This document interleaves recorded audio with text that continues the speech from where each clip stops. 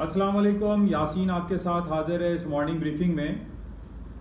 yasinanalysis.com के platform पर आप तमाम लोगों को खुश आमदीद। और जो बातें हम डेली बेसिस पे करते रहते हैं कि मार्केट में क्या कुछ हो रहा है, इस पे थोड़ी सी हम बातें करते हैं। हम पिछले ये जो 4 दिन गुजरे इस हफ्ते के, सबसे पहले ये आपको बता दूं कि आज इस हफ्ते का आखिरी दिन है, इस महीने का आखिरी वर्किंग डे है।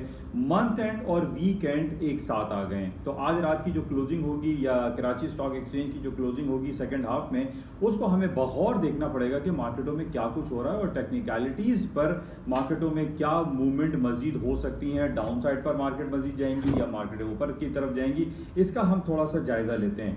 अच्छा, जैसे कि हमेशा मैं आपसे ये जिक्र करता हूँ कि जो मंथली और वीकली और हाफ ईयरली क्वार्टरली जो क्लोजिंग्स होती है, इसकी बड़ी इंपॉर्टेंस होती है ऑन टेक्निकल ग्राउंड्स, और इसी बेसिस पे हम आगे की फोरकास्ट करते रहते हैं कि जनाब मार्केटों में क्या कुछ हो सकता है।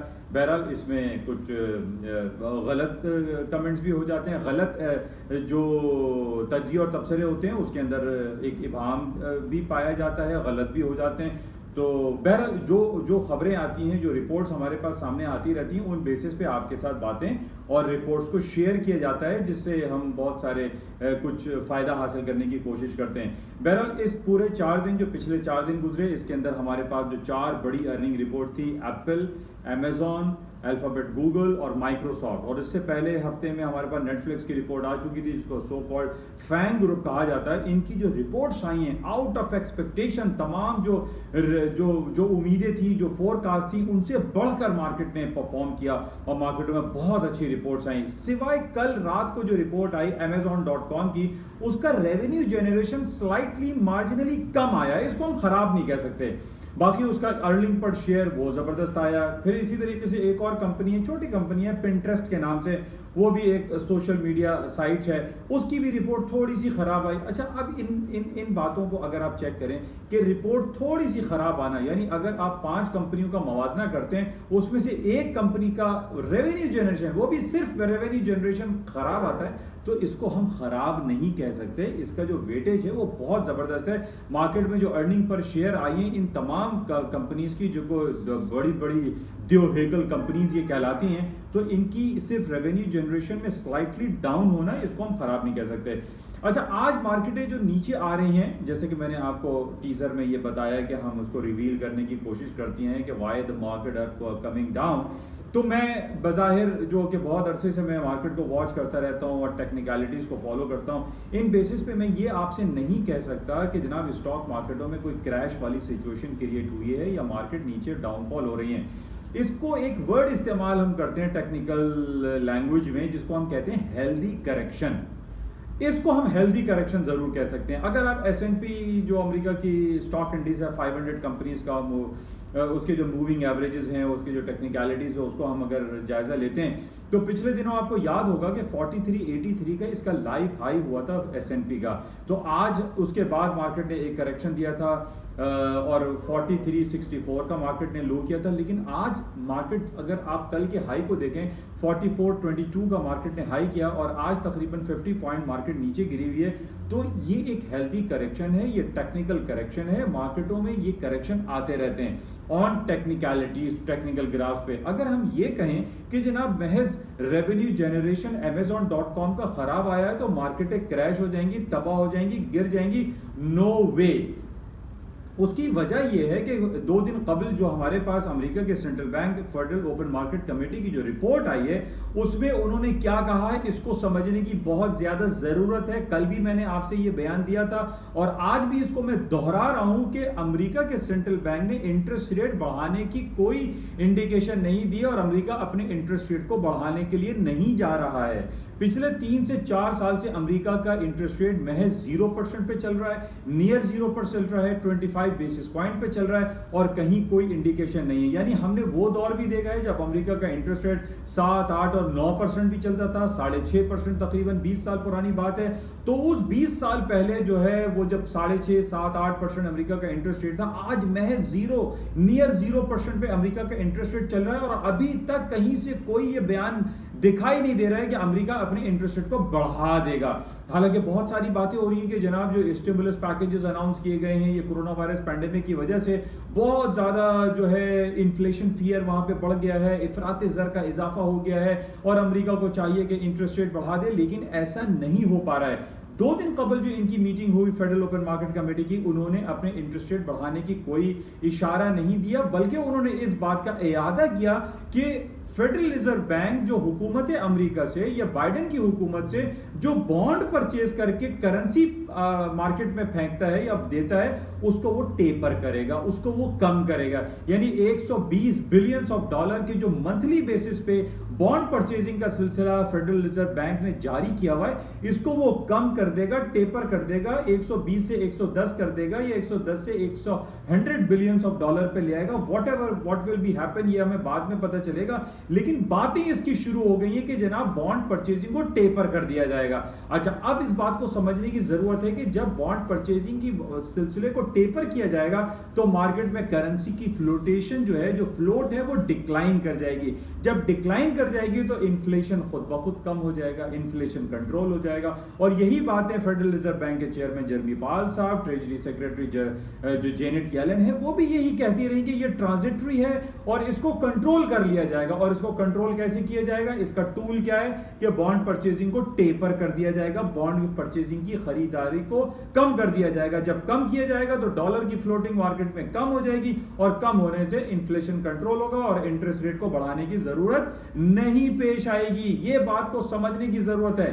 अच्छा, दूसरी तरफ alphabet, Google, Microsoft, Apple, IBM, Intel, ये जितनी भी बड़ी बड़ी जायंट जिन्नातों वाली कंपनी मैं इनको कहता हूं, जिनकी मार्केट कैपिटलाइजेशन 2 ट्रिलियन और 1.5 ट्रिलियन ऑफ डॉलर को क्रॉस कर गई है, इनकी जो खबरें हमारे पास आई हैं वो जबरदस्त आई हैं। यानी गूगल की जो रिपोर्ट आई वो 6 से 7 साल पुराने जो उनके रेवेन्यू जनरेशन था या उनकी जो ईपीएस में जो इजाफा हुआ है, ये एक हट के है। यानी इतनी ज्यादा इजाफा हो जाना ये एक समझ से बालातर है। लेकिन तमाम ये जो कंपनीज मैंने आपको फैंग ग्रुप की दी हैं, ये तमाम कंपनीज, ना तो ये सीमेंट सेक्टर है, ना ये स्टील सेक्टर है, ना ही ये एनर्जी सेक्टर है, ये हाईटेक कंप्यूटर इंफॉर्मेशन टेक्नोलॉजी का दौर है।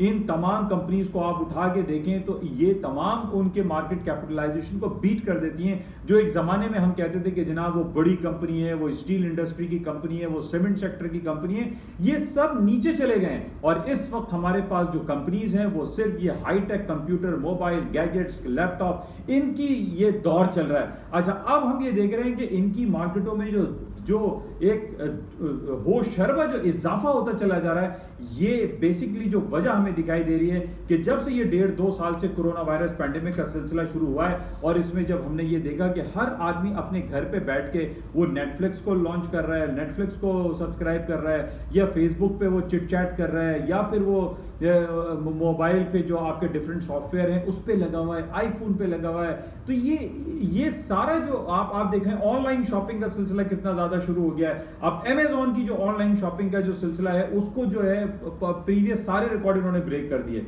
तो ये सारा काम जो आ रहा है, आज दुनिया में जो कुछ भी हो रहा है वो सिर्फ ऑनलाइन पे ही हो रहा है। ये कंप्यूटर, गैजेट, मोबाइल, लैपटॉप से ही हो रहा है, ये कहीं हमें बाहर निकलना नहीं पड़ता।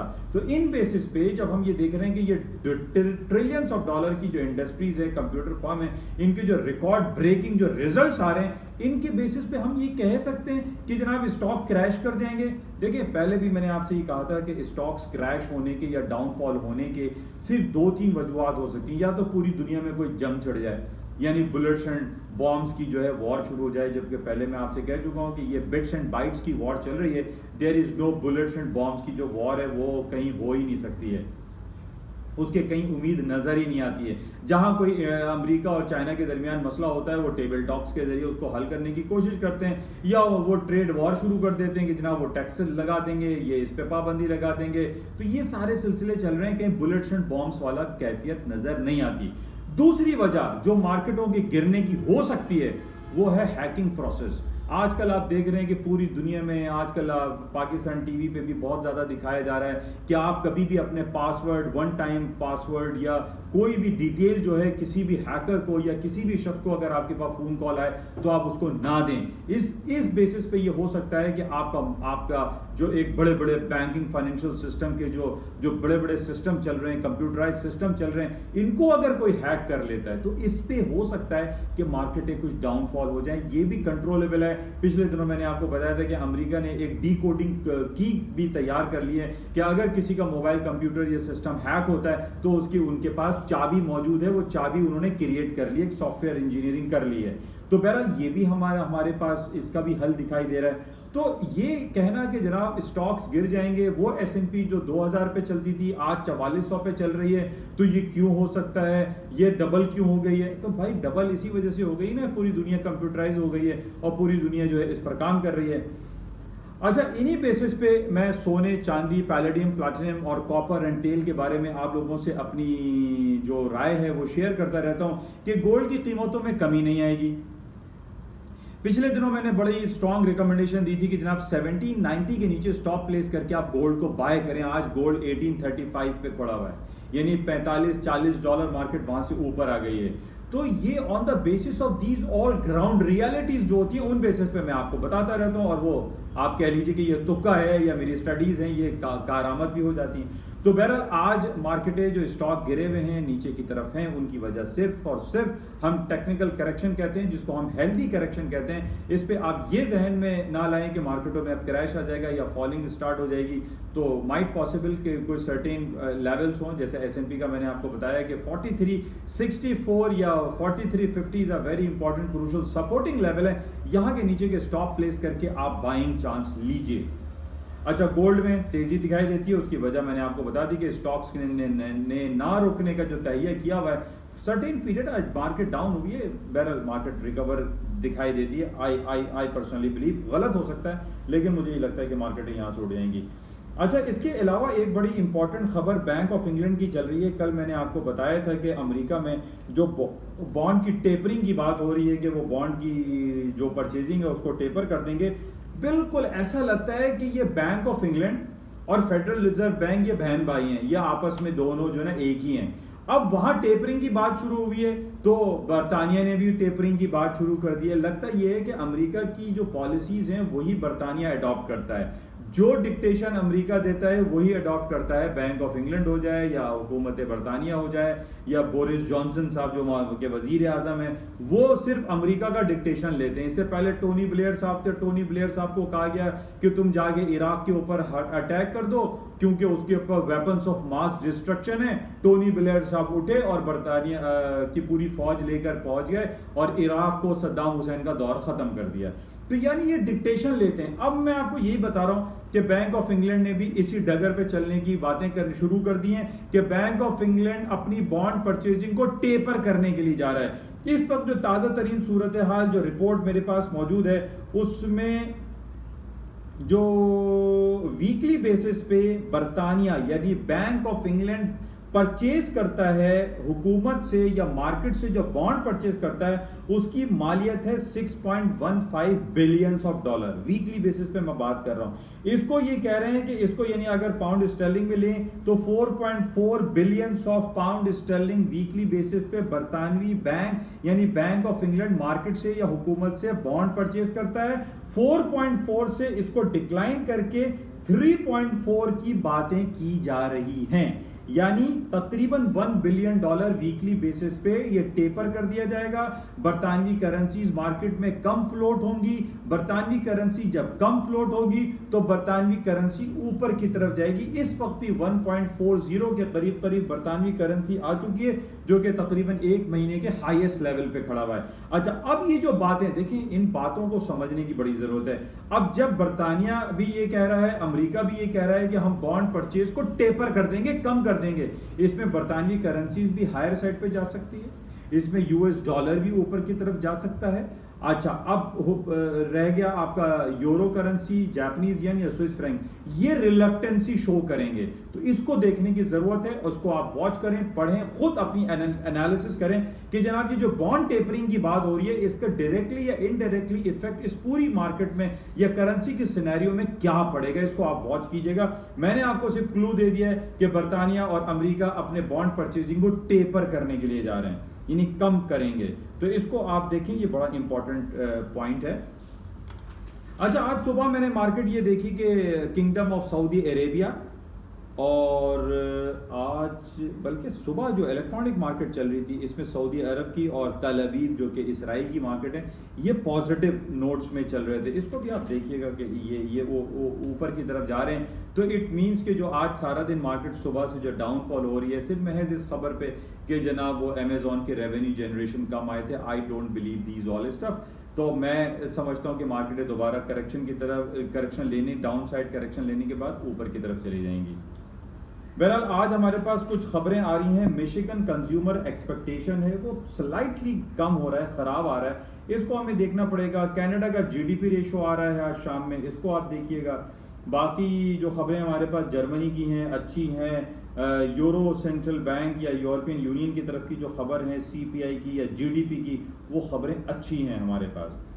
अच्छा, कुछ बातें कर लेते हैं पाकिस्तान स्टॉक के बारे में। पाकिस्तान स्टॉक मार्केट आज 200 पॉइंट प्लस हैं अल्हम्दुलिल्लाह। 2-4 दिनों से हम देख रहे हैं ये कोरोना वायरस पैंडेमिक की वजह से हमारे पाकिस्तानियों की ज़िंदगी एक अजीरन बना दी है। कल सारा दिन मीडिया पे ही चलता रहा कि सिंध हुकूमत बड़ा सख्त स्टांस ले रही है और जनाब पूरा बाजारें, स्कूल, कॉलेज सब बंद कर देंगे और जनाब घरों में लोगों को ताला लगा देंगे। अब कहाँ से क्या करें? मैं पहले भी कह चुका हूँ कि भाई आप एसओपी को फॉलो करें, एसओपी को लागू करें। हुकूमत डंडा मारे, पुलिस को आप अलाउ कर दें, जो शख्स मास्क ना लगे उसको मुर्गा बना दें। आप ये सारे बंद करने से इसका कोई हल तो नहीं है कि जनाब स्कूल, कॉलेजेस, दफातर को बंद कर दिया जाए। तो इस पर टसल हो गई है। हमारे जो फेडरल गवर्नमेंट है और जो हुकूमत सिंध है ये टसल में चल रहे हैं कि जनाब एक कहता है बंद करो, एक कहता है खोल दो। इस बेसिस पे कल कराची स्टॉक, और 2 दिनों से हम देख रहे थे कि कराची स्टॉक थोड़ी सी डाउनफॉल का शिकार थी। बहरहाल अल्हम्दुलिल्लाह कुछ हम कह सकते हैं कि फेडरल रिजर्व जो है इंटरवीन कर रही है, तो इस बेसिस पे आज कराची स्टॉक थोड़ा सा बेहतर परफॉर्म कर रहा है। तो इसकी बेहतर वजह सिर्फ यही है। अच्छा, इसके साथ साथ आज हमारे पास एक खबर थी कि जनाब पाकिस्तान जो रीजनल एक्सपोर्ट है वो 9% बढ़ गई है। ये अच्छी खबर है। होंडा एटलस की खबर अच्छी आई है। बल्कि कल एक और खबर अच्छी मेरे पास थी, OGDCL कुछ जगह हैं KPK में, वहाँ पर उन्होंने ड्रिल किए तो वहाँ से उनको तेल एंड ऑयल एंड गैस मिला है। ये भी एक अच्छी खबर है OGDCL की। इसको भी आप देखिए, पाकिस्तान स्टॉक अच्छा परफॉर्म कर रहा है, एमर्जिंग मार्केट है, तो बहरहाल ये अच्छा कुछ हो सकता है। अगला हफ्ता हमारे लिए बड़ा इंपॉर्टेंट होगा। बैंक ऑफ इंग्लैंड के लिए इंटरेस्ट रेट की मीटिंग है, उसका रिजल्ट्स है। अगले हफ्ते देखते हैं कि इस हवाले से क्या कुछ सिलसिला हो सकता है। हालांकि बैंक ऑफ इंग्लैंड जो बरतानवी हुकूमत है वो काफ़ी कोशिश कर रही है। उसने पिछले मंडे को रीओपनिंग की भी बात कर दी है और लोगों ने बड़ा सेलिब्रेट किया, इंजॉय किया और फ्रीडम डे बनाया। लेकिन उसके बावजूद हम ये देख रहे हैं कि बरतानिया में अभी तक कोरोना वायरस जो कोविड या जो वेरिएंट है ये अभी तक सर उठाए हुए है।